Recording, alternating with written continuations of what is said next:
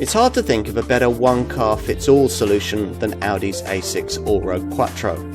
It's presentable in any situation and as at home in the city as it is blasting across continents or slogging its way along dirt tracks. What's more, it'll do all of this in any weather, in total comfort and with some style.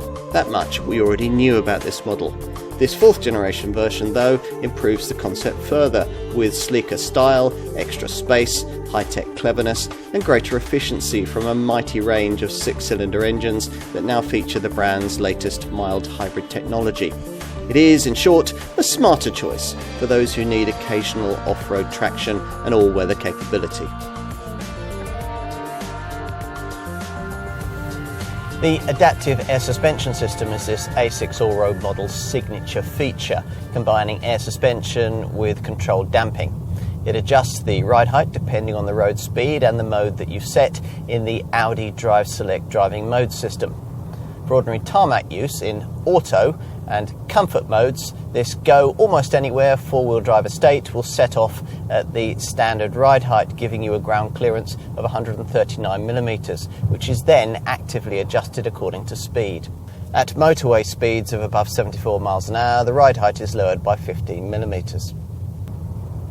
For light off-road surfaces in your A6 Allroad Quattro, you've a choice of the Select system's dedicated all-road and off-road modes. Even off-road can cover speeds of up to 49 miles an hour, at which point the body will be set 30mm higher than the normal ride height. But let's say that you then a stretch of quite gnarly off-road track to cover, the kind of thing that would damage a conventional A6 Avant or any similar large executive estate model. For that, you'd activate the adaptive air suspension system's lift setting, which you can implement at speeds of up to 22 miles an hour and which adds another 15mm to the ride height, raising the ground clearance 45mm above the normal position. Hill descent control and tilt angle assist systems are also included and mean that you can get surprisingly far in this car off the beaten track. A display on the centre dash MMI monitor shows the terrain you're covering and the car's current tilt angle in longitudinal and transverse directions, and the car can tow up to 2.5 tons. You're going to want to know about engines. One thing this latest A6 Allroad isn't short of is power, and these days it's delivered with a bit of eco-responsibility thanks to Audi's latest MHEV 48-volt mild hybrid electrified engine technology. Even the entry-level 45 TDI variant fronts up with 231 PS, plus a huge torque figure of 500 Nm from its 3-litre diesel engine. Alternatively, there's an even more powerful 50 TDI version of this power plant with 286 PS and 620 Nm. That's what we've got here. The small percentage of customers who want a petrol-powered engine are catered for in the shape of the 55 TFSI model's 340 PS 3-litre TFSI unit. Now, the two diesels use an 8-speed Tiptronic auto transmission. The petrol power plant has a 7-speed S-tronic dual-clutch auto gearbox. Either way, there's obviously Quattro permanent 4-wheel drive. But these days, you can no longer have it with an optional low-range gearbox, as was possible with early generation A6 Allroad models. Audi has tried to make the 4th generation version of this A6 Allroad model look a little more striking. In profile, you notice the raised ride height and the special body attachments that emphasise this rugged Avant model's extended capabilities. Aluminium look underbody cladding provides additional protection, plus there are wheel arch trims finished in contrasting scandium grey and Allroad specific roof rails to emphasise this car's leisure orientated remit. Inside up front, the cabin is as well appointed as you'd expect from a full executive class model, with leather and Alcantara combination upholstery and impeccable fit and finish.